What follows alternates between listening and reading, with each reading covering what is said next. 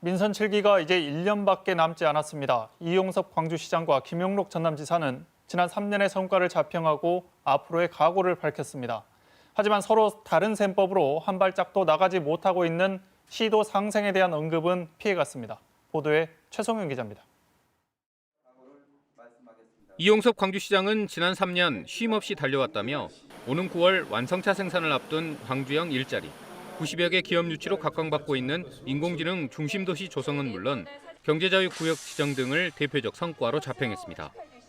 이를 통해 지역 11대 대표 산업기업들의 고용률과 매출액이 크게 신장했고 올 1월부터 4월까지 누적 출생아가 전년 대비 7.2% 증가하는 등 떠나는 광주에서 찾아오는 광주로 변화가 시작되고 있다고 강조했습니다.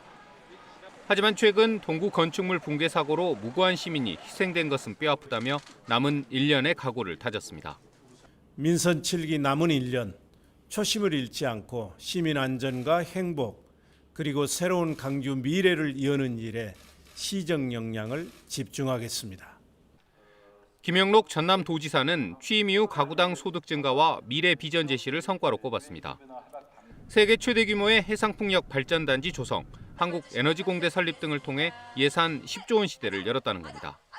이를 토대로 글로벌 에너지 신산업과 우주 발사체 등 첨단 전략산업 육성, 새로운 농산업 생태계 구축과 해양 관광자원 개발 등 지역 발전 10대 과제를 제시했습니다. 글로벌 에너지 신산업을 적극 육성하겠습니다. 대규모 해상풍력과 연계해서 그린 수소 생태계를 구축할 수 있는 에너지섬을 동부권과 서부권에 조성하겠습니다.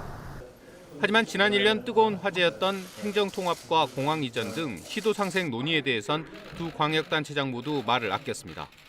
결국 이 문제는 극적인 해법이 나오지 않는 이상 남은 임기 1년 동안에도 표류할 가능성이 높아 보입니다. KBS 뉴스 최송현입니다.